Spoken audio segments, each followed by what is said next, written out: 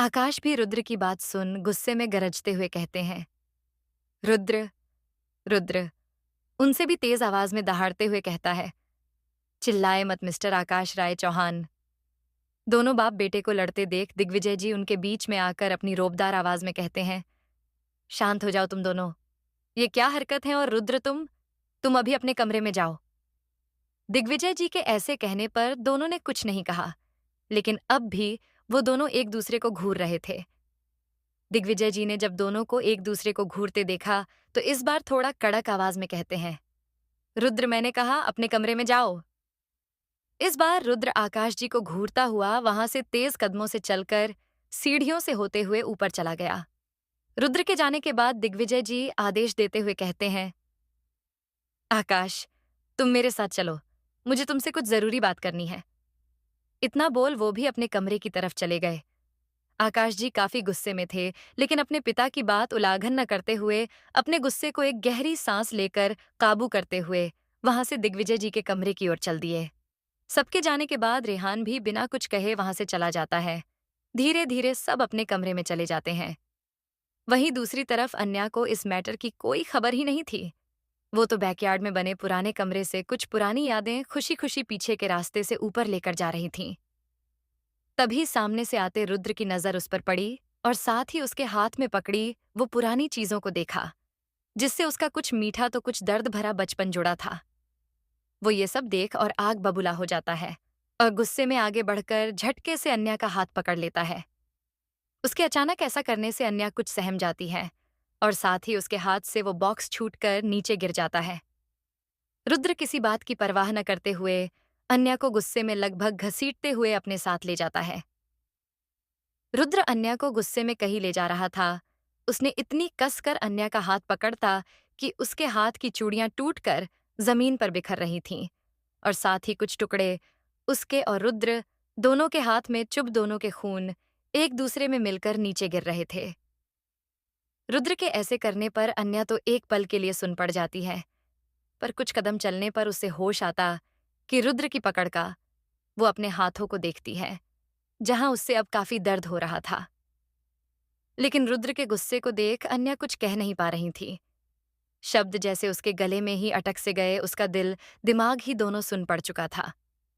रुद्र अन्या को अपने साथ छत के बैकयार्ड की तरफ ले जाता है और उसका हाथ झटक कर उसे अपने करीब खींचता है, जिसपे अन्या की धड़कनें डर से बढ़ने लगती हैं।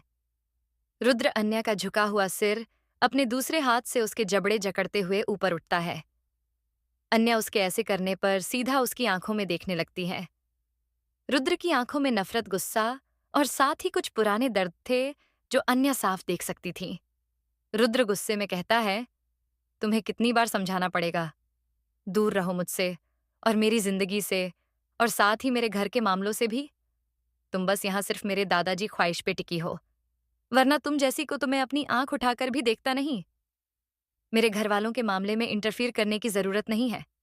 और खबरदार, मेरे या मेरे से जुड़े किसी भी इंसान के अतीत में झांकने की कोशिश की तो मुझसे बुरा कोई नहीं होगा।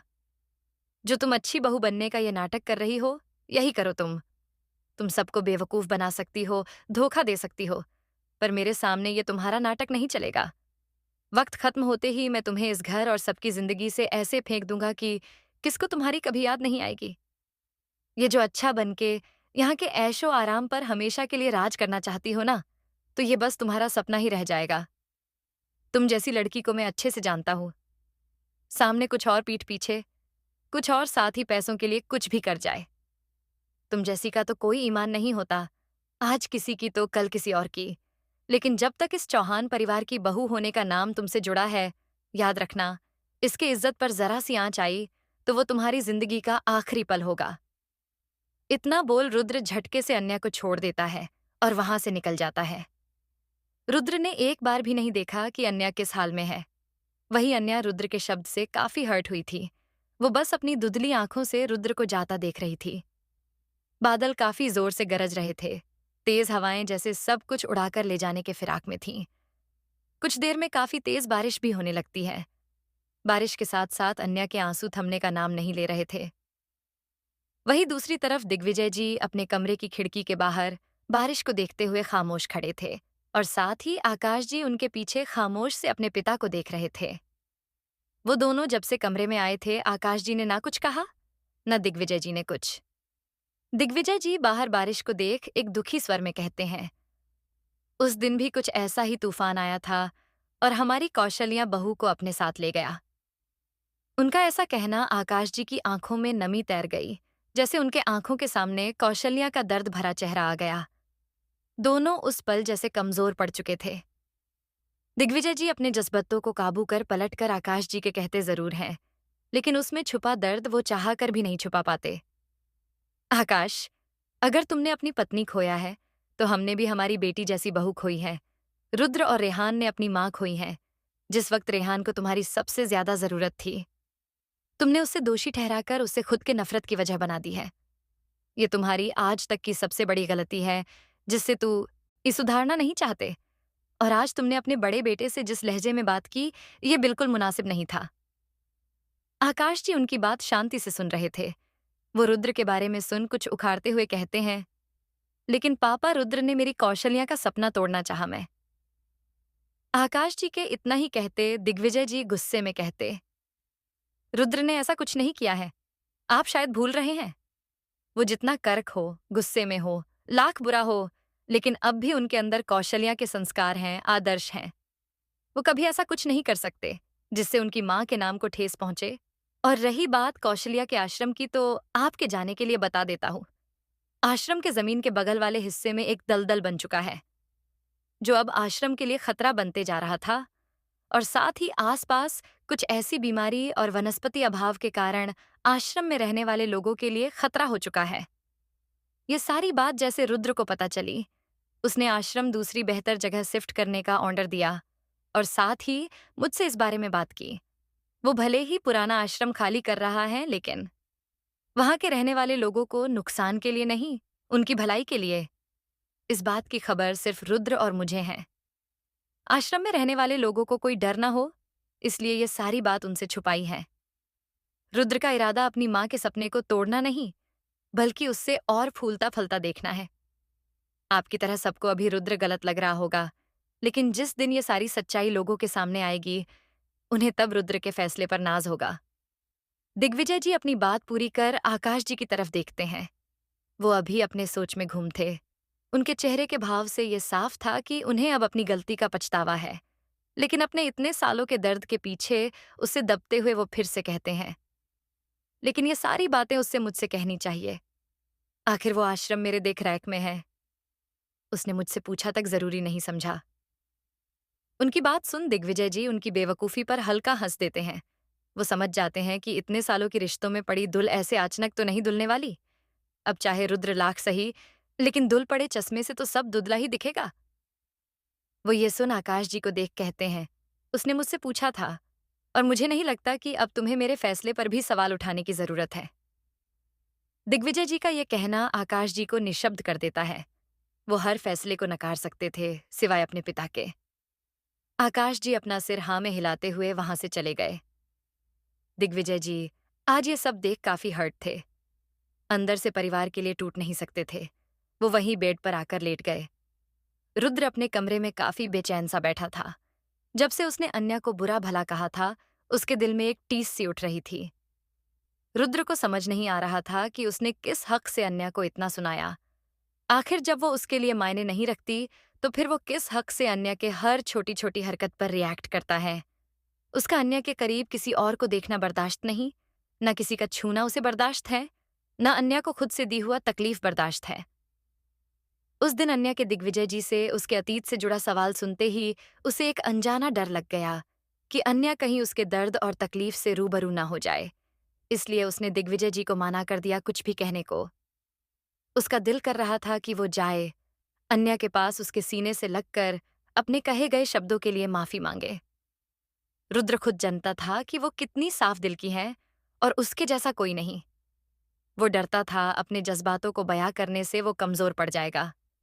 वो सारे शब्द रुद्र अन्या को नहीं, बल्कि खुद को समझा रहा था, ताकि वो अपने जज्बात अन्या के लिए बदल सके, उससे नफरत कर सके। यही सब सोच रुद्र काफी बेचैन था। उसे आज खाली कमरा काट रहा था। रुद्र से जब बर्दाश्त नहीं हुआ, तो वो अपने क्लोसेट से एक महंगी वाइन की बॉटल निकल सोफे पर आ जाता है और एक ही बार में आधी बॉटल घटक जाता है। रुद्र नशे में था, लेकिन उसने पीना बंद नहीं किया और नशे में बेहोश हो गया। आज काफी सालों बाद रुद्र ने अपनी ऐसी हालत की थी। सुबह का वक्त दिग्विजय जी और रेहान खामोश हॉल में बैठे थे। तभी सबकी नजर सीढ़ियों से आते रुद्र पर पड़ी। वो रेडी होकर ऑफिस जा रहा था। चेहरे पर कोई भाव नहीं, लेकिन लाल आंखों से साफ पता चल रहा था कि वो रात भर सोया नहीं ठीक से। रेहान रुद्र को देख गुड मॉर्निंग कहता है, लेकिन रुद्र सबको इग्नोर कर वहां से बाहर जाने लगता है। तभी उसके कानों में दिग्विजय जी की आवाज आती है, जिससे उसके जाते कदम एक पल के लिए रुक जाते हैं। रुद्र जाने से पहले नाश्ता तो कर लो। रुद्र बिना पलटे कहता है, नहीं दादाजी, मुझे ऑफिस में अर्जेंट मीटिंग अटेंड करनी है, मैं नहीं रुक सकता। रुद्र कार में बैठ के वहां से निकल जाता है। रुद्र अपना सिर सीट से टीका एक ठंडी सांस भरता है। उसने जानबूझकर दिग्विजय जी की बात टाल दी थी ताकि उसका सामना अन्य से ना हो। इस वक्त वो गिल्टी फील कर रहा था, उसके अंदर अन्य का सामना करने का हिम्मत नहीं थी। वही दिग्विजय जी रुद्र के जाने के बाद अपने मन में कहते हैं, जनता हूं, कल की बात आपके दिल को दुख पहुंचा है, लेकिन ये भी जानता हूं, आप इतने कमजोर नहीं कि आपको कोई हिला सके। एक नौकर सबको नाश्ते के लिए बुलाता है। तभी रेहान कहता है, वैसे भाभी कहाँ है, मुझे रात से दिखाई नहीं दी। तभी एक नौकर अपने चेहरे पर घबराहट लिए हड्डपडाते हुए उनके पास आकर कहता है, सस साहा साहब साहब साहब। वो ऐसे बोलते हुए वो छत की ओर इशारा करता है। उसको इतना घबराया देख अभय उससे शांत करते हुए कहता है, क्या हुआ, तुम ऐसे इतना घबराए क्यों हो, क्या बात है, साफ साफ बोलो। नौकर घबराहट को कंट्रोल करने की कोशिश करते हुए कहता है, साहब, वो छोटी छोटी मालकिन छत पर बेहोश पड़ी हैं, वो कुछ बोल नहीं रही हैं। उसका इतना कहना कि रेहान के हाथ से फोन छूट जाता है। वो घबराहट में उस नौकर के दोनों कंधों को लगभग झंझोड़ते हुए कहता है, क्या हुआ भाभी को, कहाँ है वो। नौकर रेहान के ऐसे रिएक्ट करने पर काफी सहम जाता है। उसके मुंह से कुछ बोल नहीं फूटते, बस उंगलियों से ऊपर की ओर इशारा करता है। रेहान ये देख जल्दी से उस नौकर को झटक कर ऊपर की तरफ भागता है। उसके पीछे तविश और अभय भी घबरा कर भागते हैं।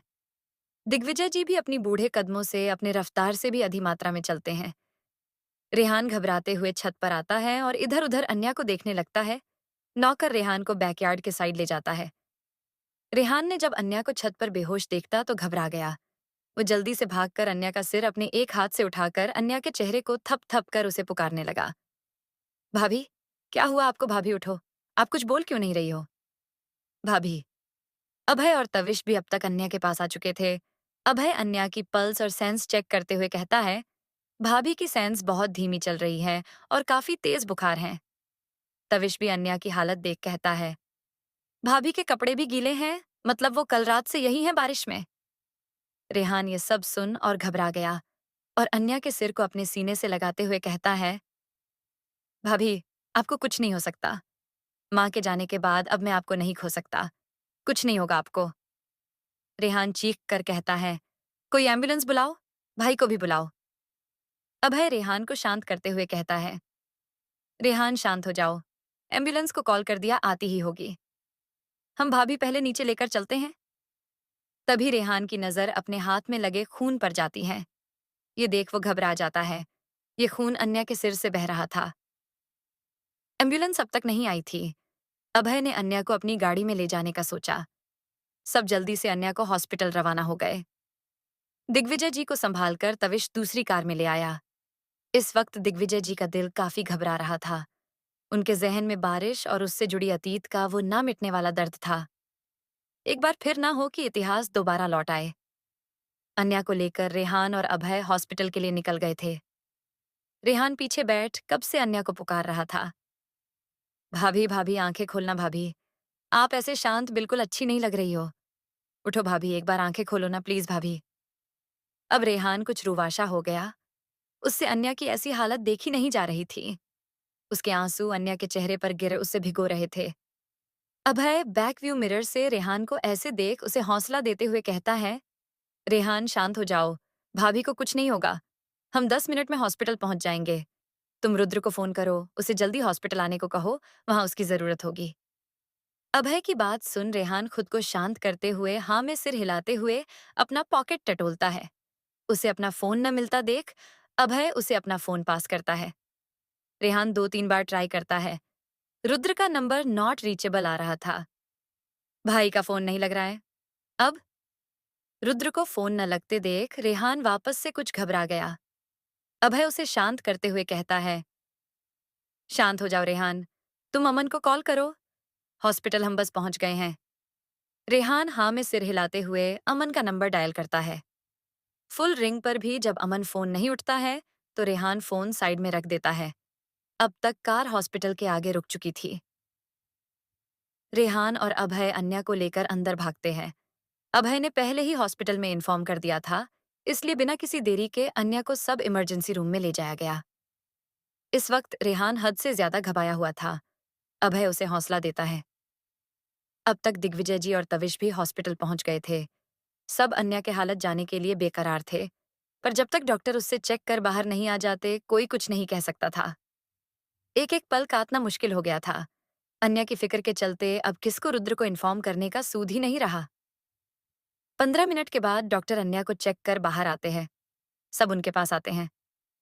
डॉक्टर काफी गंभीर स्वर में कहता है, पेशेंट की हालत अभी ठीक नहीं है, लंग्स में पानी चला गया, जिससे हम उनके अंदर से निकलने होगा। सिर पर भी काफी गहरी चोट लगी है, पर बारिश में भीगने की वजह से उसके नर्व्स डैमेज नहीं हुए। कुछ टेस्ट अभी बाकी है, उसके बाद ही हम कुछ कह सकते हैं। डॉक्टर नर्स के हाथ में डॉक्यूमेंट्स की ओर इशारा करते हुए कहते हैं, इस फॉर्म पर साइन करवा दे ताकि हम आगे का प्रोसेस शुरू कर सकें। वैसे इनके पति? डॉक्टर का रुद्र के बारे में पूछने पर सब एक दूसरे को देखते हैं। अभय जल्दी से अपना फोन निकलकर कहता है, हम अभी बुलाते हैं उसे। अभय तुरंत कुछ साइड में होकर रुद्र को कॉल करता है, लेकिन अब भी उसका फोन नॉट रीचेबल था। अभय ने जियान को भी कॉल किया, लेकिन उसका भी फोन नहीं लग रहा था, जिससे वो काफी परेशान हो गया। दिग्विजय जी उसकी परेशानी भांप कर उसके पास आकर कहते हैं, क्या हुआ? अभय कहता है, दादाजी रुद्र का फोन नहीं लग रहा है। दिग्विजय जी भी ये सुन परेशान स्वर में कहते हैं, ये लड़का भी? एक काम करो जियान को। अभय उनकी बात पूरी करने से पहले ही सिर हिलाते हुए कहता है, मैंने उसे भी ट्राई किया पर। दिग्विजय जी ये सुन अपना फोन निकल अमन का नंबर डायल करते हैं। अमन जो कि ऑफिस में काफी बिजी था। दिग्विजय जी कॉल देख आचार्य हो जाता है। वो जल्दी से अपने सारे काम छोड़कर जल्दी से फोन उठाकर कहता है, हेलो। अमन की आवाज सुन दिग्विजय जी सीधे लहजे में कहते हैं, रुद्र कहाँ है, फोन दो उसे। दिग्विजय जी की आवाज में इस वक्त सख्ती थी कि अमन उनकी बात सुन एक पल के लिए जवाब देना हो भूल गया, लेकिन जल्दी खुद को संभाल कहता है, वो दादाजी, बॉस तो सिटी से बाहर गए हैं, वो आश्रम की जमीन जो फाइनल की थी उसे सिलसिले में। उनका फोन भी वहां काम नहीं करेगा। कोई बात है क्या? अमन की बात सुन दिग्विजय जी और भी ज्यादा परेशान हो जाते हैं। वो अमन आदेश देते हुए कहते हैं, अभी के अभी किसको रुद्र को यहाँ लाने के लिए भेजो, उससे बोलना कि दादाजी ने तुरंत उससे वापस बुलाया है। इतना बोल दिग्विजय जी में कॉल काट कर दिया। अभय परेशान स्वर में कहता है, तो अब क्या करे दादाजी, अगर रुद्र का इंतजार करेंगे तो कहीं देर। दिग्विजय जी उसकी बात बीच में काट कहते हैं, ऐसा कुछ नहीं होगा। फिर जल्दी से डॉक्टर की तरफ वो अपने कदम बढ़ाते हैं। अभय भी उनके पीछे होता है। दिग्विजय जी डॉक्टर से गंभीर स्वर में कहते हैं, डॉक्टर, आपको जो ट्रीटमेंट करना है वो शुरू करें, फॉर्म हम साइन कर देते हैं। डॉक्टर उन्हें देख असमंजस में कहता है, आप क्या रिश्ता है पेशेंट से? दिग्विजय जी कहते हैं, मैं उसका दादा हूं। डॉक्टर नरमी से कहते हैं, माफ करिएगा मिस्टर चौहान, लेकिन फॉर्म पर पेशेंट के पति या उनके पिता वही साइन कर सकते हैं। अगर उनके पति नहीं आ सकते तो आप उनके पिता को बुला दें। डॉक्टर का यह कहना सबको परेशानी में डाल देगा। अब अन्या के पिता इतनी जल्दी यहाँ कैसे ला सकते हैं? और रुद्र, वो कब आएगा किसको कोई खबर नहीं। तभी डॉक्टर फिर से कहते हैं, देखिए हमें जल्दी करना होगा, आप पेशेंट के पिता को ही बुला दें। क्या वो यहाँ? डॉक्टर इतना ही कह पाते हैं कि सबके कानों में एक आवाज पड़ती है, मैं हूं पेशेंट का पिता। उस आवाज सुन सबकी नजर सामने की ओर जाती है, जहां आकाश जी तेज कदमों से चलकर वहां आ रहे थे। उनके चेहरे पर अन्या के लिए फिक्र और घबराहट साफ दिख रही थी। जब ये सब हुआ, तब आकाश जी घर पर ही थे। घर में शोर सुन वो अपने कमरे से बाहर आते हैं, तभी उनकी नजर रेहान के गोद में बेहोश अन्या पर पड़ती है। वो कुछ समझ पाते या रिएक्ट कर पाते, उससे पहले सब अन्या को लेकर वहां से चले गए थे। आकाश जी को एक नौकर से पूछने पर उनको सारी बात पता चलती है। अन्या की हालत देख आकाश जी खुद को रोक नहीं पाते हैं और सीधा हॉस्पिटल चले आते हैं। आकाश जी नर्स से फॉर्म लेकर तुरंत साइन कर देते हैं। सबकी नजरें इस वक्त आकाश जी पर ही टिकी थीं। आकाश जी के ये मूव से सब शॉक थे। जो इंसान खुद के बच्चों से कोई रिश्ता नहीं रखना चाहता, न किसी रिश्ते पर अब यकीन रखता है, वो आज खुद सामने से अन्या, जो कि उनके लिए एक अनजान थी, उससे अपनी बेटी मान रहे थे। उसे एक प्यारा सा रिश्ता जोड़ रहे थे। ये सबके लिए हैरत की बात थी। आकाश जी किसी की नजरों की परवाह किए बिना फॉर्म साइन कर डॉक्टर से फिक्र से कहते हैं, डॉक्टर मेरी बेटी को कुछ नहीं होना चाहिए, आप जल्द से जल्द उसका ट्रीटमेंट शुरू करें। डॉक्टर उनकी आंखों में अन्या के लिए परवाह देख उनके कंधे पर विश्वास से हाथ रख कहते हैं, relax, we will do our best. इतना बोल वो नर्स को कुछ जरूरी इंस्ट्रक्शन देकर वापस से अन्या के कमरे में चले जाते हैं। आकाश जी वहीं दीवार के पास खड़े हो जाते हैं। उनके आंखों में भी कुछ नमी थी। दिग्विजय जी आकाश जी के कंधे पर एक विश्वास के साथ हाथ रख उन्हें सब ठीक होगा ऐसा हौसला देते हैं। रेहान, अभय, तवीश, दिग्विजय जी और आकाश जी सब अन्या के लिए बस मन ही मन दुआ कर रहे थे। अभय अब भी रुद्र का फोन ट्राई करता, लेकिन अभी भी नंबर नॉट रीचेबल आ रहा था। रेहान के आंखों में आंसू थे। वो आज से पहले कभी उतना नहीं घबराया, शायद इसलिए क्योंकि अन्या से उसका एक अलग रिश्ता था, जो प्यार, ममता, लाड़ उसे बचपन से नहीं मिला, वो अन्या के आने पर मिला। उसे हर पल ये एहसास होता था कि कोई है उसके साथ, जो बिना कहे उसका दुख समझ जाएगा और बिना कुछ कहे अपना ममता भरा हाथ उसके सिर पर रखे देगी। वो अन्या को खोना नहीं चाहता था। अगर ऐसा हुआ तो कहीं ना कहीं रेहान खुद की किस्मत को ही दोष ठहरा लेगा। आखिर उसकी ही किस्मत में माँ की ममता और प्यार नहीं था।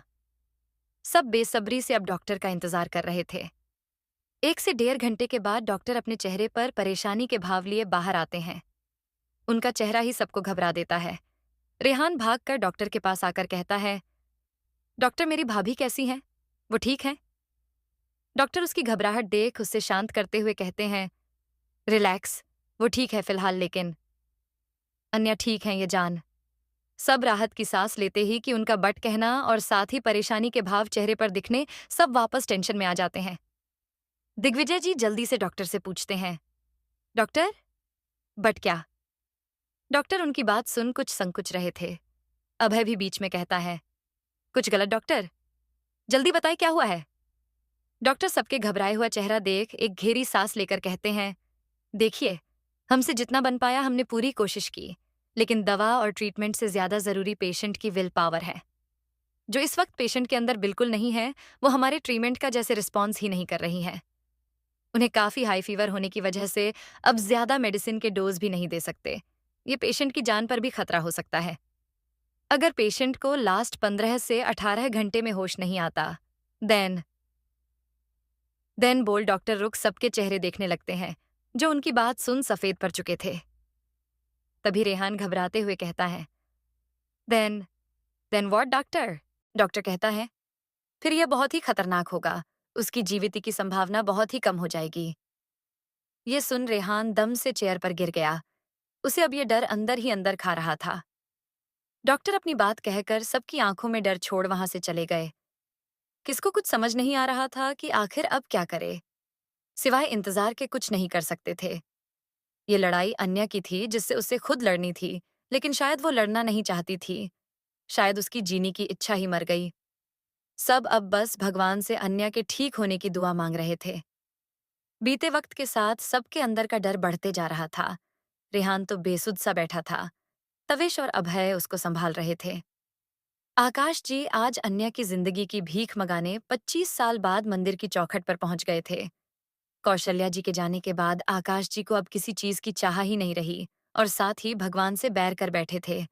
लेकिन आज सिर्फ अन्या के लिए वो फिर से भगवान के आगे हाथ जोर सिर झुकाकर खड़े थे। अब तक रुद्र से ना बात हुई, न वो हॉस्पिटल आया। अमन ने अपने आदमी भी भेजे, रुद्र को इन्फॉर्म करने के लिए। पर जब तक वो वहां पहुंचा, रुद्र वहां से निकल चुका था। कहा किसी को खबर नहीं थी। सब अन्या के रूम के बाहर उसके होश में आने का इंतजार कर रहे थे। किसी को इस वक्त किसी चीज का होश नहीं था, ना भूख, ना प्यास और ना ही थकान। शौर्य भी अन्या के बारे में सुन सब कुछ छोड़ वहां आ गया था। वो भी बेसब्री से अन्या के होश में आने का इंतजार कर रहा था। बैठे बैठे दिग्विजय जी की हालत खराब होते देख सबने उन्हें घर जाने को कहा, लेकिन उन्होंने साफ मना कर दिया। इसलिए अभय ने दिग्विजय जी को हॉस्पिटल के ही रेस्टिंग रूम में रहने की सलाह दी और वो वहां चले गए। कुछ घंटे बहुत क्रिटिकल के थे। सबकी नजरें अन्या के कमरे के दरवाजे पर चली जाती। बस कोई एक छोटी सी शीशे की खिड़की से अन्या को देख रहे थे। वहीं दूसरी तरफ आधी रात के करीब रुद्र घर आता है। वो कार से निकल बिना कुछ कहे सीधा घर के अंदर चला जाता है। रुद्र जैसे ही हॉल में आता है, इतनी शांति देख उसे अजीब सा महसूस होता है। तभी उसकी नजर सोफे पर सो रहे अमन पर पड़ती है। अमन रुद्र का इंतजार करते करते बैठे बैठे सो गया था। रुद्र के जूतों की तेज आहट से अमन की नींद टूट जाती है। वो रुद्र की आहट अच्छे से जानता था, इसलिए जल्दी से मुड़कर अपने सामने देखता है तो रुद्र उसे ही घूर रहा था। अमन जल्दी से खड़ा होकर हरबरहत में कहता है, good morning sir. I mean good night sir. Sir मेरा मतलब है कि वो 0.1.2। अमन के ऐसे उटपटांग हरकत देख रुद्र उसे घूरता हुए पूछता है, तुम मुझे ये बोलने तो आधी रात को तो यहाँ नहीं आए होंगे। इतना बोल रुद्र अपने कदम ऊपर जाने के लिए जैसे ही बढ़ता है कि अमन खुद की बात को सही करते हुए कहता है, हाँ सर, मैं ये बोलने नहीं आया। वो तो मैं आपका वेट कर रहा था। मुझे पता चला कि आप घर आ रहे हैं तो मैं यही आ गया। आपको ये बताने की मैडम की हालत बहुत सीरियस है और दादाजी ने आपको फौरन हॉस्पिटल बुलाया है। ये सुन रुद्र के बढ़ते कदम जैसे हवा में ही रुक गए। उसका दिल जो सुबह से बेचैन था, अन्या के बारे में सुन थम सा गया। वो अपनी आईब्रो सिकुड़ते हुए कहता है, क्या कह रहे हो? अमन रुद्र सारी बात बताते हुए कहता है, सर मैडम, आज सुबह सबको छत पर बेहोश सी मिली और डॉक्टर ने सारे ट्रीटमेंट कर लिए, लेकिन उन्हें अब तक होश नहीं आया। डॉक्टर का कहना है कि अगर अगले कुछ घंटों में होश नहीं आता तो मैडम की जान खतरे में पड़ जाएगी। दादाजी सुबह से आपको ढूंढ रहे हैं। ना आपका फोन लग रहा था, ना कोई खबर मिली। दादाजी ने मुझे ऑर्डर दिया, जैसे ही आप मिले आपको तुरंत हॉस्पिटल। अमन रुद्र को सारी बात बताकर उसके जवाब का इंतजार कर रहा था, लेकिन रुद्र था जो कहीं घूम ही हो गया था। अब भी उसके चेहरे पर कोई भाव नहीं दिख रहे थे। तभी अमन रुद्र के जवाब का इंतजार करते हुए कहता है, सर, मैं गाड़ी निकालूं हॉस्पिटल चलने के लिए? रुद्र अपने करक अंदाज में कहता है, नहीं। रुद्र के ये कहने से अमन सोच में पड़ जाता है कि कहीं उसके कान बज रहे, कहीं वो नहीं सुन रहा है। इसलिए वो एक बार अपनी गलत फैमिली को दूर करने फिर कहता है, क्या सर, मैंने कुछ गलत सुन लिया? आप हाँ कह रहे हैं और मैंने नहीं सुनना? उसका इतना कहना रुद्र गुस्से से भरी निगाहें उस पर डालते हुए कहता है, नहीं का मतलब नहीं ही होता है। हम कहीं नहीं जा रहे हैं। इतना बोल रुद्र ऊपर की तरफ बढ़ा जाता है। अमन तो अपना मुंह खोल बस रुद्र को देखते ही रह जाता है। वो मन में सोचता है कि आखिर उसका बॉस कैसा इंसान है। माना कि दिल नहीं है उनके पास, लेकिन अपनी खुद की बीवी को वहां हॉस्पिटल में ऐसे हालत में छोड़कर वो एक बार उससे मिलने तक नहीं जाना चाहता। आखिर ऐसा कौन करता है? उनका पूरा परिवार मैडम के लिए परेशान है, पर उसके बॉस को तो जैसे फर्क ही नहीं पड़ता। ऐसा बेदिल इंसान उससे आज तक नहीं देखा। ऐसी ही सोच में अमन घूम था कि उसके कानों में रुद्र की आवाज पड़ी, अमन मैं वापस आ गया हूँ। ये बात अभी किसको नहीं पता चलनी चाहिए। किसी को भी नहीं, मतलब किसको भी नहीं, वरना अंजाम। इतना बोल रुद्र अपने कमरे की ओर चला जाता है। अमन तो बस रुद्र को ताकते रह जाता। उसे अपने बॉस के इस बेदिली पर आज पहली बार काफी गुस्सा आ रहा था, लेकिन वो कुछ कर नहीं सकता था। वही रुद्र अपने कमरे में सोफे पर टिक अपनी आंखें बंद कर बैठा था। उसके जहन में अब भी कल की बातें घूम रही थीं। वो जानता था कि अन्य की ऐसी हालत का जिम्मेदार वो खुद ही है। वो कुछ सोच जैसे ही अपना फोन निकलता है तो काफी सारे कॉल्स और मैसेजेस देख वो जरा सा भी हैरान नहीं होता। उसकी हिम्मत नहीं थी वो किसको कॉल बैक कर सके।